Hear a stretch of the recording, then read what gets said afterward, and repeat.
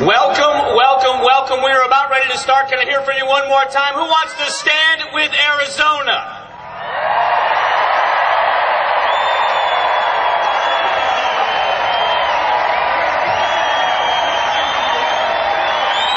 Oh, say does that star-spangled banner yet wave o'er the land of the free and the home of the brave?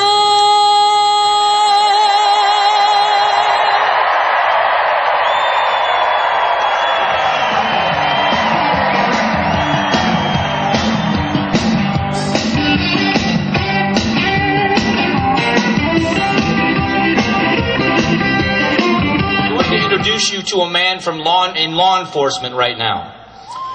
He is the head of the Phoenix Law Enforcement Association. That is the union that represents the rank and file police officers. It's the largest police union for the city of Phoenix. And just in the last few days, he has again had to do his duty and go and visit the widow of another young officer who gave his life in the line of duty. And I can't imagine how you find the words to say to a young woman who has got a 2-year-old and a 2-week-old that her husband won't be returning home. And he does this with dignity, and one of the reasons why he is here tonight, and I know he's going to tell you about it, is because part of his job is to face the people that have come across this border that would do you and I harm. There is one group of people that stand in the gap every single day when you and I need someone, when there is a bad situation happening and you and I are running out. These are the men and women that are running in, and that's the law enforcement community. And as much as we honor our veterans, why don't we take a moment and honor our law enforcement officials as well? Ladies and gentlemen, representing the Phoenix Law Enforcement Association, their president, Mr. Mark Spencer.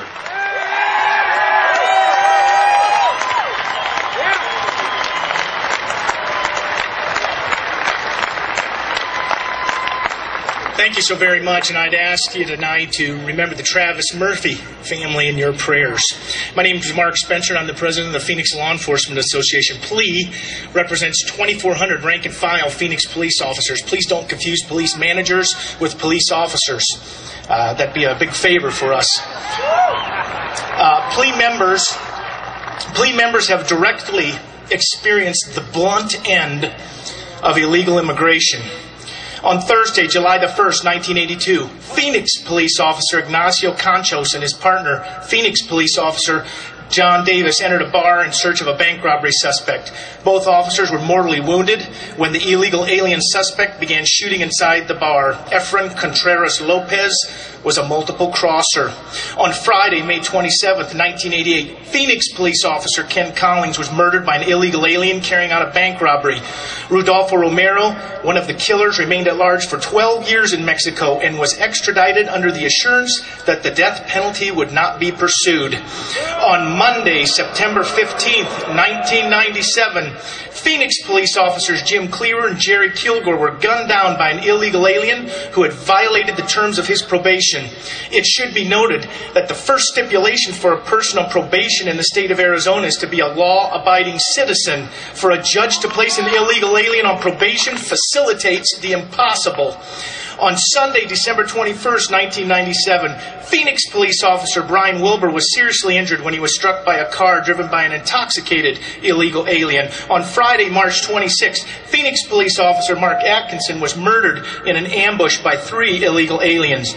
On Monday, March 26, 2001, Phoenix police officer Jason Schechterly was severely burned when an illegal alien driving a taxi cab collided into the rear of his police car. On Saturday, April 12, 2003, Phoenix police officer Robert Sitex was shot and seriously injured by an illegal alien involved in an armed carjacking. The illegal alien was a multiple crosser. On Tuesday, September 18, 2007, Phoenix police officer Nick Earfley was murdered by an illegal alien during during a contact reference a civil traffic violation. On Sunday, October 16, 2007, Phoenix police officer Brett Glidewell was shot in the chest by an armed illegal alien who had been stopped for a civil traffic violation. Brett's ballistic vest saved his life. Jose Abel Cabrera Somoza was prosecuted by County Attorney Andrew Thomas and sentenced to 36 years for shooting Officer Glidewell. Somoza claimed to the court that his conviction was based upon mistaken identity, that his 6-year presence in the country wasn't a crime, that he had been stopped by the police 4 times prior to the shooting of Glidewell, and that the entire case against him was motivated out of racism. On Saturday, October 25th, 2008, Phoenix police officer Shane Figueroa was killed by an illegal alien who was driving a vehicle while intoxicated. This illegal alien was a multiple crosser with outstanding arrest warrants. Shane's death was described by Chief Harris as a tragic accident involving an undocumented worker. In reality, Shane was needlessly killed by a multiple crosser with outstanding warrants who, according to investigators, urinated on the side of the road while Shane's life ebbed away on the street. Arizona police officers on the front line are committed to the rule of law and are quite black and white when it comes to the rules of engagement. Arizona police officers don't call a drug dealer an unlicensed pharmacist. They don't call a bank robber an aggressive borrower with bad credit. A softened tone for those committing the crime of illegal immigration can be highly offensive to those who are sworn to uphold the law. At least 6 Phoenix police officers killed and 6 seriously injured by illegal aliens. 12 officers. We call that a dozen in Arizona, and 1 is one too many.